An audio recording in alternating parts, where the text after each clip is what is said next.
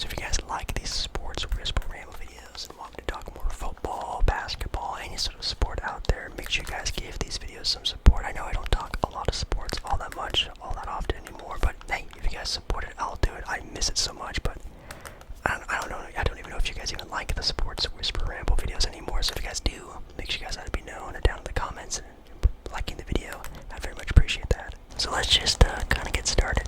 So I've talked about this a little before in the past, and maybe the odds have changed. Maybe the teams have gotten better or worse with some preseason games getting done and over with.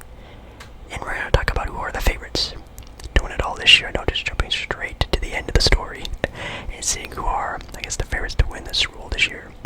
Now, these are just the betting odds, so who are the most favorable to win it, because if you're a betting person, go for it, I guess, but these are after, the redone ones after the preseason games have already been done and over with, which, to be honest, I only watched a couple of the preseason games. There wasn't like any sort of players I really wanted to see from any specific teams. As the recording of this video, the last games that I saw were Sunday, August 25th. I don't know why I said Friday. It's football. You had games like Titans going up against the Saints, Cardinals, Broncos, Patriots, Commanders. Just a couple of random Saturday night games. You get the idea. Preseason's done. We're going on to the NFL actual season, which the kickoff is actually Thursday. This Thursday. This Thursday. If you're watching this video live, this Thursday, September 5th, which is coming up really soon, which is why I wanted to get this video kind of out to you guys, to sort of just see if you guys are also excited about it. So, with all the preseason games done over with, going into week one, the favorites to win this year's Super Bowl are, drum roll, it's the Kansas City Chiefs, of course.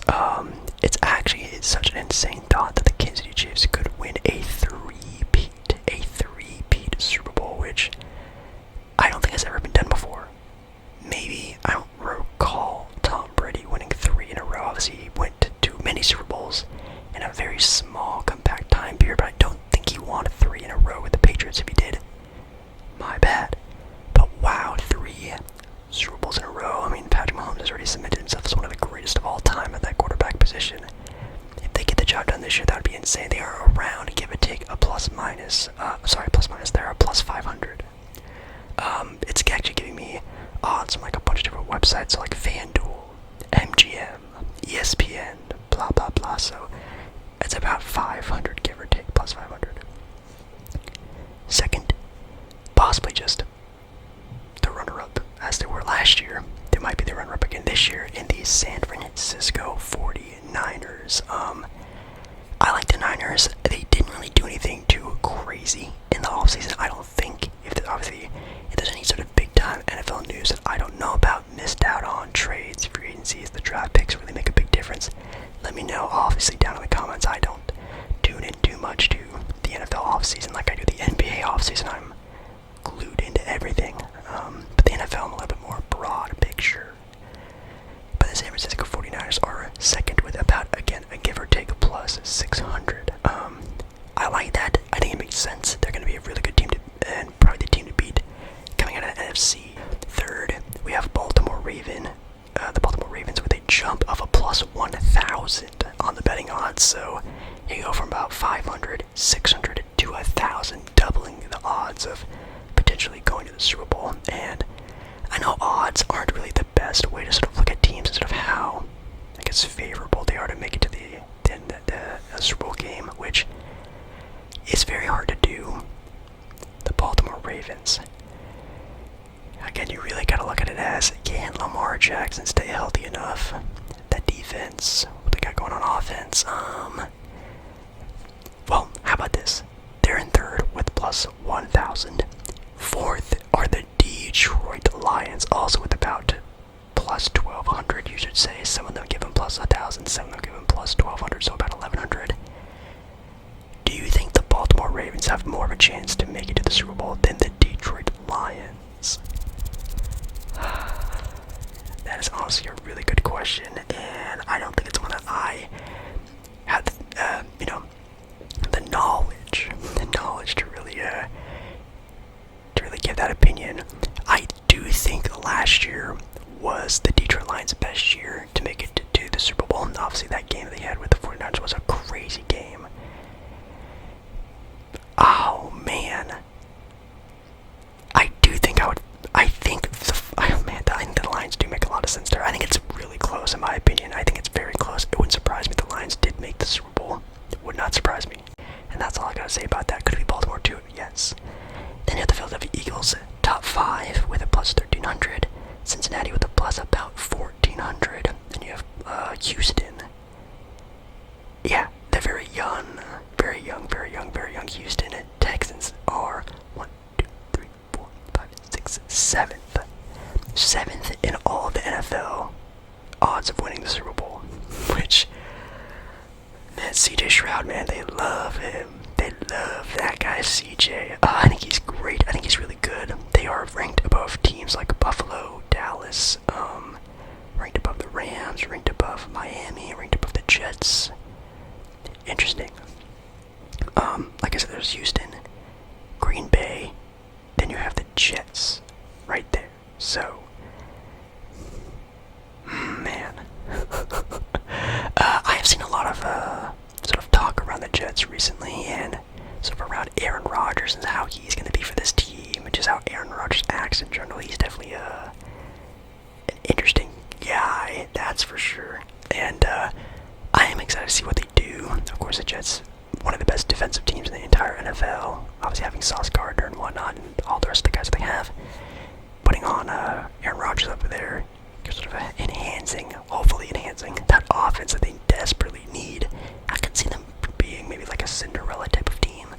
It is also crazy that Buffalo with Josh Allen are ranked so down there, and obviously with Green Bay with Jordan Love, making their own sort of little run at being a top 10 team, potentially to make the Super Bowl, is super impressive. But since we have the end of the story already done, the Super Bowl winners, let's take a peek at maybe the way they get there, and that's the Week 1 lookout here for the schedule.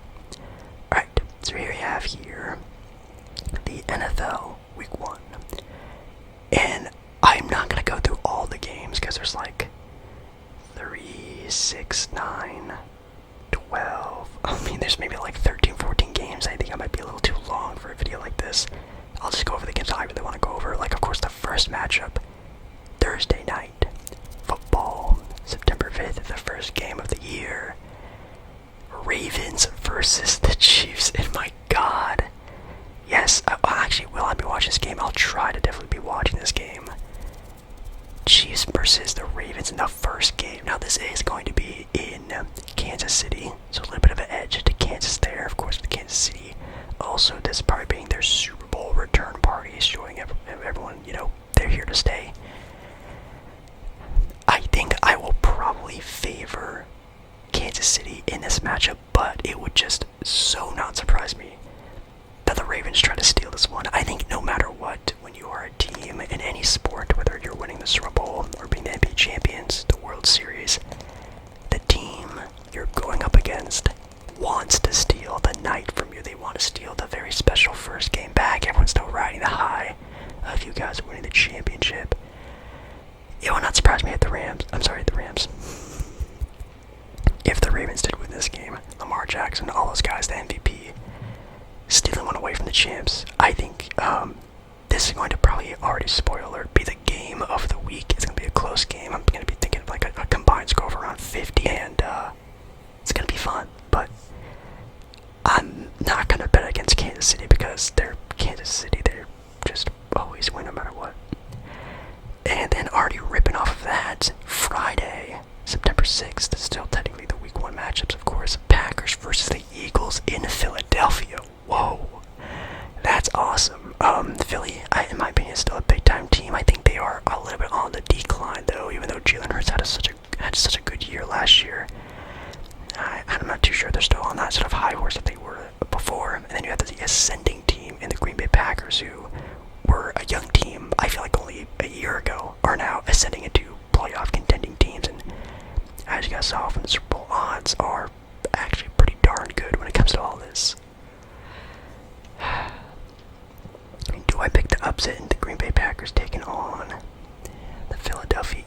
Eagles. Oh man, that's gonna be really, really tough.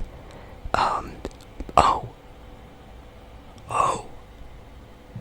Well, if you guys didn't know, this football game, I guess I should technically call this American football game, is gonna be played in Brazil. Whose idea was that? That is wild. That is awesome. Oh yeah, it's playing at like a really random time. It plays at 5 p.m., which is just... Oh, I guess the Thursday night game is also at 5 p.m., so I can't really say that, but wow, that's just so random. Brazil. There's a lot of like American football fans in Brazil. That is interesting. I guess there is no home field advantage. Wow. You know what?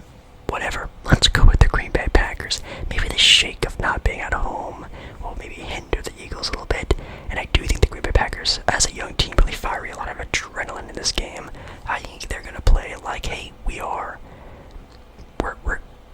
coming for the crown. We are the I don't want to call them the new kids on the block because we were actually pretty decent last year, but I think they are going to make a big statement, coming out the big win to start the year, going against the Eagles. I'm taking the Green Bay Packers. Probably a bad pick. You have a couple of throwaway games, which, no offense if these are your favorite teams, like the Panthers versus the Saints, Vikings, Kings, Patriots, and Bengals. I'm definitely taking the Bengals there. Patriots, man, that is just wild. I was actually watching... What team was I watching? I think it was the Jaguars, and the Jaguars actually have Mac Jones as their maybe second or third string quarterback, which... Man, really sad to see what happened to Mac Jones being, potentially the next, I don't want to call him the next Tom Brady, but he was the quarterback after Tom Brady, and man, that's a lot of pressure, and it just didn't seem like he was too comfortable there in New England. Now New England needs to really look some other places, but that's definitely an easy pick. I think Steelers and Falcons would be kind of a sneaky game. You have the Texans versus the Colts, which would also be a pretty fun matchup, but I am going to be taking the Texans there. They kind of just like with the Green Bay Packers, like I was talking about, are just a team that I feel like is going to be really trying to, get the ball movement, on this year. I think they're one of the young gun teams that are going to be really just riled up and ready to go, sort of show who they truly are and how good they are.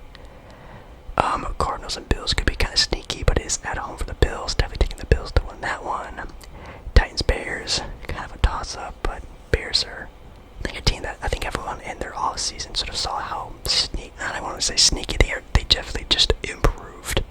They just improved since last year, and I think they're a team that can either be, fighting for that wild card playoff spot, maybe sort of settling into that, or just be bad. So I think they're kind of a toss-up team, but I think they will be throughout the entire year battling for a playoff spot. It wouldn't surprise me at all if that was happening. Jaguars, Dolphins. I think Dolphins are still pretty good team there. By the way, these are the Sunday games, which there's like 10 games on Sunday, and like 8 of them are all at like 10 p.m. 10 a.m. 10 a.m. 1, 2, 3, 4, 5, 6, 7, 8. There's 8 games. Wow. All at the same time. 10 a.m. Wow. Raiders and Chargers. That could be a pretty fun matchup. The battle of the mid. As I said earlier, Chargers are my favorite team. I don't really watch football to be like a super die-hard fan. I'm not like oh my god, the Chargers lost. Like, I just don't really care all that much. Of course, Justin Herbert is a player I do like to watch a lot, and they did draft that offensive tackle in the draft this year, and apparently he was the best one available in the draft, which is perfect. That's always good to protect your quarterback, but man, they need some help with the wide receiver, man. They need more targets, in my opinion, for Justin Herbert to get the ball to, and hopefully they can sort of develop that, get that somehow, at least for the next couple years. This is just, again, kind of a throwaway year for the Chargers. We have Cowboys against the Browns, Commanders versus the Buccaneers. Another very random game. We have Rams versus Lions, which, man, NFL were really stamping in that they really wanted some good games, and some matchups like this, which of course, anytime Matthew Stafford goes up against his former team in the Detroit Lions, they are always going to have a great matchup. I will be giving this one to the Lions, though, even though the Rams do